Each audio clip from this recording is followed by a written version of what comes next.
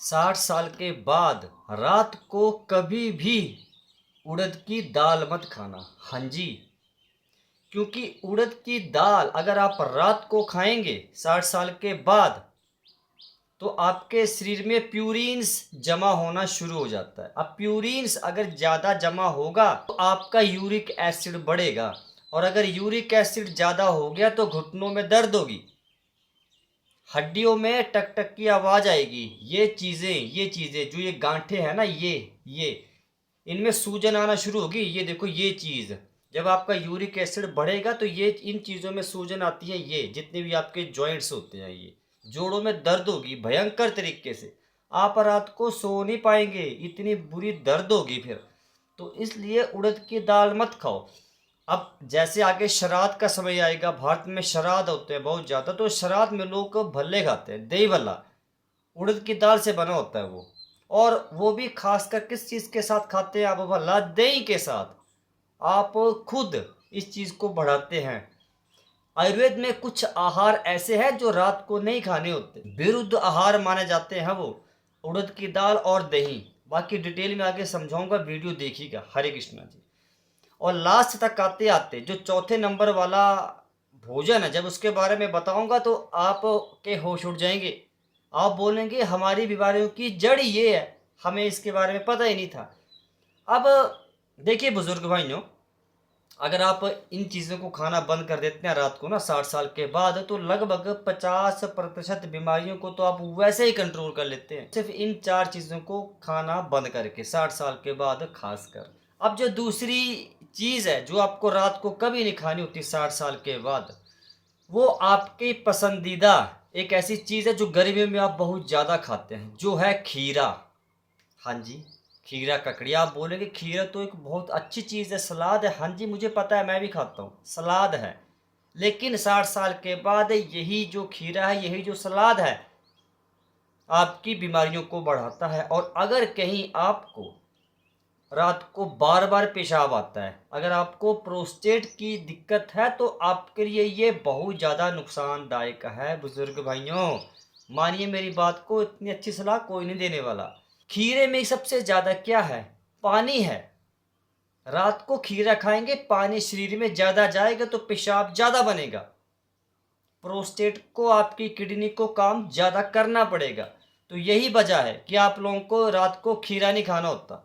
खीरा, देखिए एक बात और है, अगर आप खीरे को अगर धीरे धीरे खाते हैं, एक बिल्कुल आराम से चबा चबा कर, तब तो ठीक है। अगर आप लोग खीरे को वैसा लेंगे, एक जैसे आप गोल ऐसे काटते हैं ना खीरे को, गोल गोल करके गोलाई में सीधा मुंह के अंदर रख के निगल जाते हैं, हल्का सा चबा कर निगल जाते हैं, वो गलत तरीके का, पचने में भारी होगा, गैस बनेगी। हालांकि खीरा खाकर पाचन अच्छा होता है, लीवर अच्छा होता है, ठंडक मिलती है पूरे पाचन तंत्र को जी, अगर सही तरीके से खाते हैं तो गलत तरीके से खाएंगे तो खीरा आपको गैस बनाएगा। मैंने बात सीधी बोल दी आप लोगों को। तो अगर खा सकते हैं चबा चबा कर, दांत है तो चबाओ, लेकिन वो भी रात को नहीं। सुबह खा लो, दोपहर को खा लो, शाम को खा लो, लेकिन रात के समय खाने की गलती मत करना।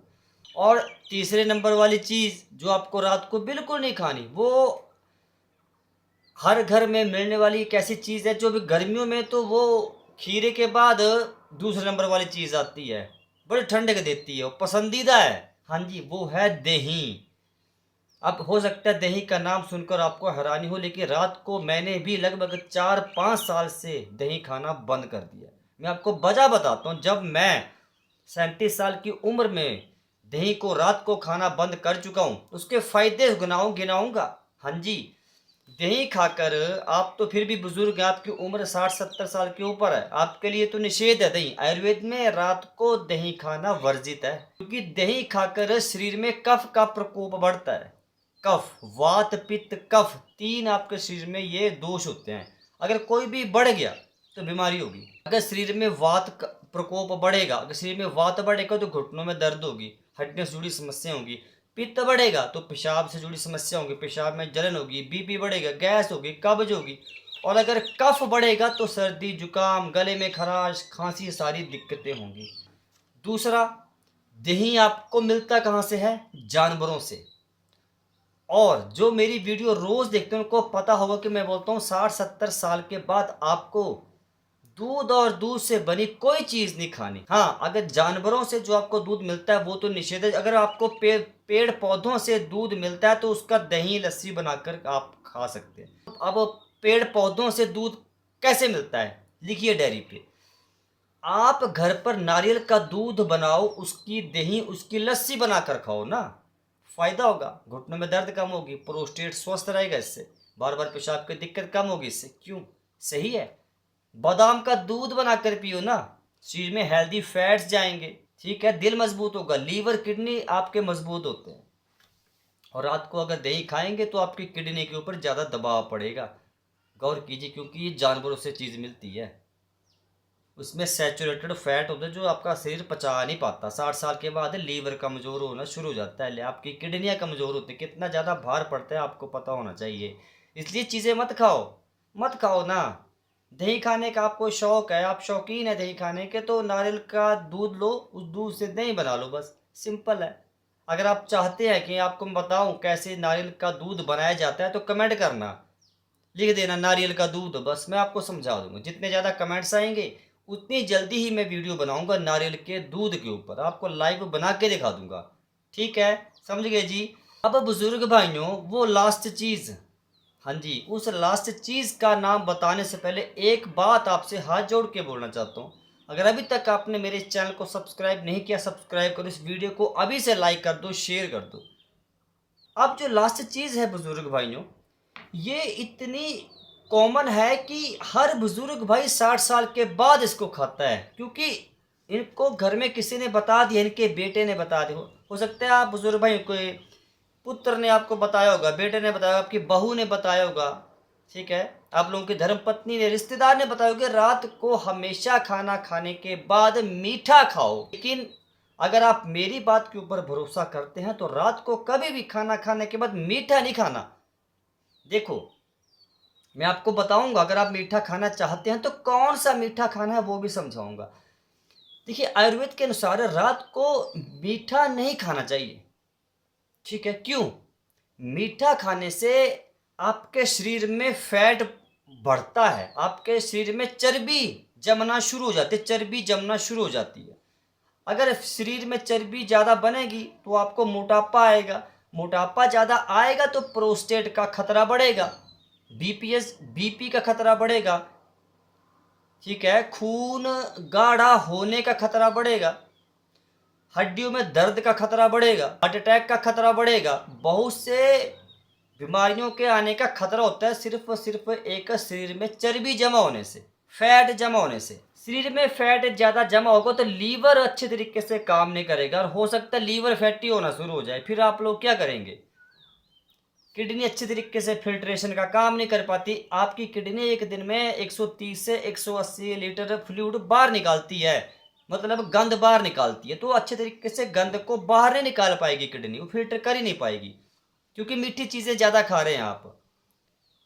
आपको एक बात बता दूं, शुगर बढ़ती है ज़्यादा मीठा खाने से। सफ़ेद चीनी, हाँ जी, लड्डू, पेड़े, बर्फी, रसगुल्ले, इनमें क्या है? सफ़ेद चीनी है, गुड़ और शक्कर थोड़ी है। तो सफ़ेद चीनी बीपी को बढ़ाती है, पेशाब की मात्रा को बढ़ाती है। तो ये सब मीठी चीज़ें खाना बंद कर दो। हाँ, इसकी जगह पर आप मीठा खाना चाहते ही हैं तो क्या खाएं?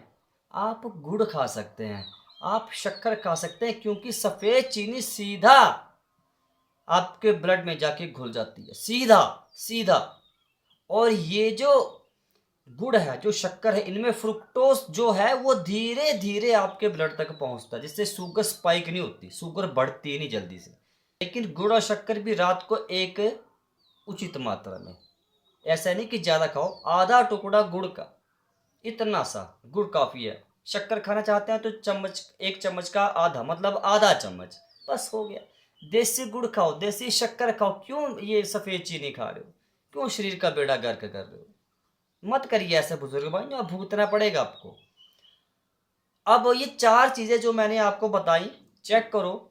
अगर आप भी इन 4 चीज़ों में से कोई चीज़ खाते हैं तो बंद कर दीजिए। अगर आप सफ़ेद नमक भी खाते हैं तो बंद कर दीजिए। आप सेंधा नमक, काला नमक खाओ ना, बस। सफ़ेद नमक खाने से बीपी बढ़ता है, बीपी बढ़ेगा तो पेशाब ज़्यादा आएगा, हार्ट अटैक का खतरा बढ़ेगा। तो ये चीज़ें हैं, ये आपको समझना पड़ेगी। इतना डिटेल में कोई नहीं समझाने वाला। तो 60 साल के बाद इन 4 चीज़ों का परहेज़ ज़रूर करना। बाकी आप जो मर्ज़ी खाओ पी, कुछ मर्ज़ी करो, कोई दिक्कत नहीं है। उम्मीद करता हूँ आपको ये जानकारी पसंद आई होगी, और अगर पसंद आई है तो आपसे हाथ जोड़ के एक विनती करना चाहता हूँ। आज मैं कभी ये चीज़ मैंने नहीं बोली, बस एक चीज़ आप थोड़ा सा धैर्य रख के थोड़ा सा 15-20 सेकंड एक मेरी बात को सुन लीजिए। एक मैसेज देना चाहता हूँ। आज की वीडियो को इतना फैला दो, इतना वायरल करो कि हर बुजुर्ग भाई तक ये वीडियो पहुंच जाए। आपका कर्तव्य है, ये आपका फ़र्ज़ है। आपको भी दुआ मिलेगी जिन तक ये वीडियो पहुंचेगी, जो बीमारियों से तंग है, परेशान है। ये सच कोई नहीं बताता, कभी नहीं कोई नहीं बताता। ये बंदा आपको बता रहा है। इस वीडियो को जितना हो सके शेयर कीजिए, बुजुर्ग भाई तक पहुंचाइए। फेसबुक पे, इंस्टाग्राम पे, हर कहीं आप इस वीडियो को फैला दो। मिलता हूँ कल की वीडियो में। राम राम जी, हरे कृष्ण।